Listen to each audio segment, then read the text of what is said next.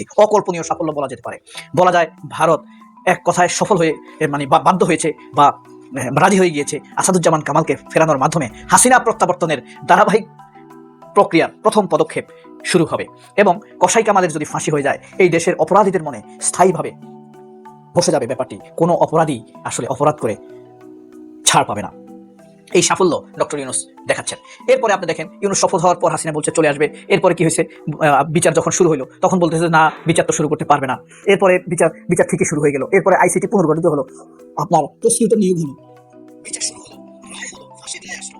একের পর এক কিন্তু ইউনূস ঠিকই একাগ্রচিত্তে নিজের কাজ করে গিয়েছেন। ডক্টর ইউনূসের যে জনপ্রিয়তা, যে সমর্থন, এই সমর্থন যদি ডক্টর ইউনূস মনে প্রাণে টের পায় আর ডক্টর ইউনূসের শক্তিমত্তা, আন্তর্জাতিক গ্রহণযোগ্যতা মানুষ যদি একবার মনে প্রাণে বুঝে যায়, তাহলে দুইটির মধ্যে ডক্টর ইউনূস এবং সাধারণ মানুষের মধ্যে যে বন্ডিং তৈরি হবে সেই বন্ডিং এর কারণে এদেরকে কেউ রোখাতে পারবে না এবং মিডিয়ার জবাবদিহিতার ক্ষেত্রটিও তখন সামনে চলে আসতে পারে। এই কারণেই মিডিয়া একে তো করেছে মানুষের মধ্যে সন্দেহ বিভেদ তৈরি করেছে, রাজনৈতিক দলের মধ্যে বিভেদ তৈরি করেছে, নানান প্রশ্ন অপপ্রশ্নের মাধ্যমে প্রশ্ন করার স্বাধীনতার নামে তারা মানুষের মধ্যে বিভেদ তৈরি করেছে। এখন ভারত জাতিসংঘ থেকে যে সুযোগ সুবিধাগুলো পায় এই সুযোগ সুবিধা ভারতের বাতিল হয়ে যেতে পারে, যে কারণে ভারত আমাদের চিঠিকে উড়িয়ে দিতে পারেনি। তৌহিদ শয়তান পররাষ্ট্র উপদেষ্টা বাধ্য হয়েছে ভারতকে চিঠি দিতে ইউনূসের কড়া নির্দেশের কারণে, এবং সেই চিঠি কোনোভাবেই ভারত উপেক্ষা করতে পারেনি। উপেক্ষা তো করতে পারেনি, বরং বলছে আমরা যাচাই বাছাই করে দেখছি এবং কসাই কামালকে ফেরত দেওয়ার মাধ্যমে তারা আমাদের সাথে সেই নেগোসিয়েশন শুরু করতে যাচ্ছে। এবং এটি হচ্ছে ডক্টর ইউনূসের চূড়ান্ত সাফল্যের ক্ষেত্রে কোয়ার্টার ফাইনাল আপনি বলতে পারেন।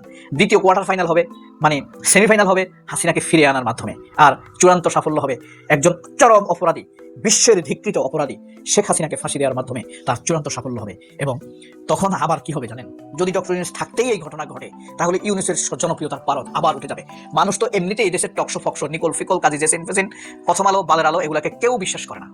আপনি আবারও বলেছি, আমি বারবার বলি, এই যে ওয়াকারের কথা, বাংলাদেশের 36টা টেলিভিশন চ্যানেলের কথা, প্রথম আলো যুগান্তরের যত আলাপ আলোচনা, সব মিলিয়ে একদিনে যে ইউটিউবে যে ভিউ হয়, শুধু এক ইলিয়াসের সেই ভিউ হয়, এক পিনাকির সেই ভিউ হয়। ডক্টর ইউনূসের পিছনে যারা আছে, এটা হলো ডক্টর ইউনূসের একটা সাকসেস অফ ডেসপারিজম, সাফল্যের ডেসপারেট সাফল্য আমি বলতে পারি। মাত্র 14 মাসের মাথায় কতগুলো কাজ করেছে। মিডিয়া যদি এগুলো প্রচার করতো, মিডিয়া তো বলতে পারেন মিডিয়া এখন একটা ইউনূস বিরোধী চক্র বা ফ্যাসিবাদী চক্র বা হাসিনা চক্র। বাংলাদেশের মিডিয়াই ফ্যাসিবাদী চক্র, এখানে সন্দেহ রাখার কোনো অবকাশ নেই। এটাই চূড়ান্ত সত্য কথা, আমরা যা দেখছি বুঝতে পারছি। হঠাৎ করে বাংলাদেশের জন্য রাজনীতিতে একটা ইভেন্ট এসে পড়ল, যেটা আপনারা কি এখন কল্পনা করতে পারেন না। হাসিনাকে ফেরত আনা হবে, হাসিনাকে ফেরত দিবে, অথবা আসাদুজ্জামান খান কামালকে বাংলাদেশের হাতে তুলে দিবে, কামালকে বাংলাদেশে এনে ফাঁসি কার্যকর করা হবে। এটা কল্পনা করতে পারেন এখনো? অনেকের মাথায় ঢোকে? Do you believe it? না, এই জন্যই বলছি অকল্পনীয়। হ্যাঁ, এটা হতে পারে। দর্শক, এরকম আভাস মিলছে, হাসিনাকে ফেরত আনার গ্রাউন্ড তৈরি হচ্ছে, আসাদুজ্জামান খান কামালকে ফেরত দিতে পারে ভারত সরকারের পক্ষ থেকে এই আভাস দেওয়া হচ্ছে। এবং যদি ফেরত দেয় নিশ্চিত কিছু সামান্য প্রসিডিউরের পরেই আসাদুজ্জামান খান কামালকে ফাঁসি দেওয়া যাবে। এখন হাসিনা কামাল পুরো আওয়ামী লীগ ভারতের গলার কাটা, ভারতের কোনো লাভ নেই। এতদিন হাসিনাকে রেখেছিল, কিন্তু এখন হাসিনাকে রাখতে ভারতকে যে কত ঘাটের পানি খেতে হবে, কত ঝামেলা পোহাতে হবে। দেখেন ভারতের মধ্যেও আন্দোলন, হাসিনাকে বাংলাদেশে হাতে তুলে দেন। আমার দেশের জনগণের ট্যাক্সের টাকায় কেন হাসিনাকে লালন পালন করবো? আওয়ামী লীগ বাংলাদেশে ভারতে বসে বাংলাদেশে সন্ত্রাস করবে, এটা কেন আমরা হতে দিব? মানে ভারতের জন্য, ভারতের জাতীয় স্বার্থের জন্য এটা একটা বড় থ্রেট। এই জায়গায় ইউনূস সরকার তো বসে নেই, তারা নানান তৎপরতা চালাচ্ছে। আর সবচেয়ে বড় বিষয় হচ্ছে যে বাংলাদেশ ভারতের মধ্যে এক্সট্রাডিশন ট্রিটি রয়েছে, বন্দী প্রত্যার্পণ ট্রিটি রয়েছে, যে চুক্তির অব্লিগেশন রয়েছে ভারতের উপর ফেরত দেওয়ার ক্ষেত্রে। অতীতে অনেক আসামিকে বাংলাদেশ ফেরত দিয়েছে, ভারত ফেরত দিয়েছে, নজির রয়েছে। এখন এটা ভারত কিভাবে ওভারলুক করবে? It's very tough. এখন সারা পৃথিবীর চোখে ফাঁকি দিয়ে, আইন অমান্য করে, বাধ্যতামূলক চুক্তি লঙ্ঘন করে হাসিনাকে ফেরত দিবে না, এটা কঠিন। এখন এটা হতে পারে যে বাংলাদেশের এবং ভারতের মধ্যে আন্ডারস্ট্যান্ডিং, যার ফলে ভারত যে কাজটা করতে পারে বলে আমরা আভাস পাচ্ছি, হাসিনাকে তৃতীয় কোনো দেশে পাঠিয়ে দেওয়া, যাতে ভারতের কোনো ঝামেলা না থাকে যে আমার দেশে তো নাই, এখন যেখানে আছে সেখানে যোগাযোগ করো। পূর্ব তিমুর বা অন্য কোথাও, পূর্ব তিমুর নিয়ে একটা আলোচনা হচ্ছিল। আর কয়েকজনকে ফেরত দেওয়া, সবাইকে ফেরত দেওয়ার দরকার নেই, কয়েকজনকে ফেরত দিলে তখন বাংলাদেশ সরকারও বলতে পারে যে ঠিক আছে, যা দিয়েছেন আর দেওয়ার দরকার নাই, এখন সব স্বাভাবিক। সবাইকে ফেরত দিতে হবে, এটা বাংলাদেশ অত জোরালো ভূমিকা নাও নিতে পারে।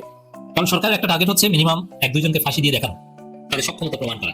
এটা যদি করে যেতে পারে তাহলে এটা আরেকটা ইতিহাস হবে। এই জায়গায় আসাদুজ্জামান খান কামালকে ডক্টর ইউনূস টার্গেট করেছে যে ওকে এনে ফাঁসি দেওয়া যায় কিনা। ভারতের সাথে নানানভাবে এই বিষয়ে কথা বলেছে, এমনকি ডক্টর খলিল রহমান যে ভারতে গিয়েছিল, অজিত ডোভাল থেকে শুরু করে ভারতের অনেক উচ্চপদস্থ কর্মকর্তাদের সাথে এই বিষয়ে কথা বলেছে। এবং সর্বশেষ যে আভাস মিলছে যে আসাদুজ্জামান খান কামালকে ফেরত দিয়ে ভারত তার গলার কাটা সরাতে যাচ্ছে, যাতে শেখ হাসিনাকে এর ফাঁকে অন্য কোথাও পাঠিয়ে দেওয়া যায় বা এগুলো নিয়ে ঝামেলা না হয়। এমনকি দেখেন ফরেন পলিসি অপারেট হয় বেসড অন ন্যাশনাল ইন্টারেস্ট, এখানে কোনো প্রেম প্রীতি চলে না। আপনার স্বার্থ না থাকলে আপনি তাকে এক সেকেন্ডও চিনেন না। ফরেন পলিসি এটাই, যেটাকে আমরা বলি রিয়ালিজম, বাস্তববাদের ভিত্তিতে। এখানে দয়া মায়া বলতে কিছু নাই, ইন্টারেস্ট সবার ঊর্ধ্বে। সেই জায়গায় হাসিনা কি কার মেয়ে এগুলোর কোনো গুরুত্ব নেই। হাসিনাকে রাখলে লাভ কি না রাখলে লাভ কি, এটাই হচ্ছে ভারতের কাছে বিবেচ্য। এতদিন লাভ ছিল, অনেক আশা আকাঙ্ক্ষা ছিল, কিন্তু এখন আর কোনো লাভ নেই। এখন গলার কাটা সরানো ভারতের জন্য জরুরি। এমনকি এই ঝামেলা এড়ানোর জন্য ভারত যদি হাসিনাকে বিষ প্রয়োগ করে হত্যা করে, তা তো অবাক হবে না। কারণ ঝামেলা তো গেল, ফেরত দেওয়া না। ফেরত দিলে আবার একটা সমস্যা আছে, যে পরবর্তীতে কেউ ভারতের দালালি করতে চাইবে না। যে হাসিনা যে নগ্ন দালালি করেছে, ভারতের সব ধরনের সার্ভিস দিয়েছে, যে স্টাইলের কথা বলেছে ওইটাই দিয়েছে, তারপরও হাসিনাকে ফেরত দিয়ে দিল। পৃথিবীর কেউ আর ভারতের দালালি করবে না। অবশ্যই এটাই হওয়া উচিত, কিন্তু এই জন্য ভারত যেহেতু গ্লোবাল হেজিমনি হতে চায়, অনেক জায়গায় দালাল দরকার, এই জন্য হাসিনাকে ফেরত দিতে চাইছে না। কিন্তু হাসিনাকে ফেরত না দিয়ে যদি হত্যা করতে পারে, বলবে যে স্বাভাবিকভাবে মারা গেছে, আমরা তার ফেরত দিই, তাহলে এটা ভারতের জন্য লাভ। তা ভারত হাসিনাকে হত্যা করতে পারে, বলা যায় না। আর যদি সেটা করতে না পারে, কারণ এখনকার যুগে আবার এসব হত্যা করলেও ধরা পড়ার একটা চান্স থাকে, তখন আবার উল্টো অ্যাকশন হতে পারে। ওই পথে না গেলে ইউনূস যদি জড়ানোর চেষ্টা করে এবং করছে, কামালকে ফেরত দিয়ে পরিস্থিতি শান্ত করতে পারে, আসাদুজ্জামান খান কামালকে বাংলাদেশের সাথে তুলে দিতে পারে, এরকম একটা সম্ভাবনা আমরা দেখছি। কেউ হয়তো জামাত করে, কেউ হয়তো আওয়ামী লীগ করে, কেউ হয়তো জাতীয় পার্টি করে, কেউ হয়তো এনসিপি করে, কিন্তু খালেদা জিয়াকে সবাই ভালোবাসে। আমি আবারও এইটা বলি, আল্লাহর কাছে দোয়া চাচ্ছি উনি যেন সুস্থ হয়ে তাড়াতাড়ি আমাদের মাঝে ফেরত আসেন। এবারে অন্য প্রসঙ্গে, জামাত প্রসঙ্গে একটা কথা বলতেই হয়। আজকে আপনারা দেখেছেন জামাতের একটা সম্মেলন ছিল, সেখানে নিচের যে গালিচা পাতা হয়েছিল লাল সবুজের একটা সংমিশ্রণ করে, যেটা বলা হচ্ছে যে জামাত বাংলাদেশের পতাকাকে পাড়িয়ে তার এই অনুষ্ঠানটা করেছে। ছবিটা দেখুন, এই ছবিটা বাংলাদেশ জামায়াতের নয়, আমি সেই প্রসঙ্গে পরে আসছি। দেখুন, এই লাল সবুজ দিয়ে এর আগে আওয়ামী লীগও নিচের পাতাতল সাজিয়েছে। ছবিটা দেখুন, বিএনপিও লাল সবুজের আঙ্গিকে নিচের পাতাতল সাজিয়েছে। ছবিটা দেখুন। এখন আপনি বলতে পারেন তাহলে কি জামাতও সাজিয়েছে? না, জামাত যেটা আপনি ছবিটা আগে দেখেছেন লাল সবুজের সংমিশ্রণে, এটা আসলে আজকে জামাতের ফ্লোর ছিল না। জামাতের ফ্লোর ছিল এইটা। কোনো কিছু সমালোচনা করবার আগে একটু ঘেটে ঘুটে সমালোচনা করবেন, একটু জেনে শুনে সমালোচনা করবেন, তাহলে যারা আপনার সমালোচনা শুনবে, যারা আপনাকে বিশ্বাস করে, তাদের বিশ্বাসটা থাকবে আপনার উপর। আপনারা যারা আজকে এটা নিয়ে আলোচনা করেছেন যে জামাত লাল সবুজকে অপমান করেছে, আমি তাদের দৃষ্টিগোচর করে বলছি, এই যে ছবিটা আপনারা দেখছেন, এইটা অরিজিনাল জামাতের ছবি নয়, জামাতের আজকের ছবি নয়। আমি এখন যে ছবিটা দেখাচ্ছি, এটাই হলো জামাতের ছবি। প্রথম ছবিটা এআই দিয়ে বানিয়ে কেউ কেউ এটাকে বাজারে ছেড়েছে জামাতকে ছোট করার জন্য। এসব করে জামাতকে পিছনে ফেলে রাখতে পারবেন? আপনারা জানেন না জামাতের কি অবস্থা, আপনারা দেখছেন না জামাতের কি পপুলারিটি, আপনারা দেখছেন না জামাতের মানুষের মানসিকতা, যারা ভোট দেবে তারা কত পার্সেন্ট লোক বলছে জামাতকে ভোট দেবে। জামাতকে ঠেকাতে হলে আপনাদের যারা ঠেকাতে চান তাদেরকে জামাতের চাইতে ভালো কাজ করতে হবে। অনেক উপদেষ্টারাই নাকি এখন ইলেকশন করবেন, আমরা আগে থেকে শুনেছি। উপদেষ্টাদের মধ্যে নাহিদ ইসলাম করবে, সেটা চলে এসছে। এরপর আসিফ মাহমুদ সচিব ভুইয়া করবে, এটাও শুনেছি। মাহফুজ আলম করবে, সেটাও শুনেছি। এখন শুনতে পাচ্ছি আরো অনেকেই নাকি এবার ইলেকশন করবে। উপদেষ্টার থেকে গিয়ে কথাটি বলেছেন শফিকুল ইসলাম সাহেব, মাননীয় প্রধান উপদেষ্টার প্রেস সেক্রেটারি, এবং সচিব ভুইয়াও বলেছে। কারা করবে? অনেকেই করবে, তাই না?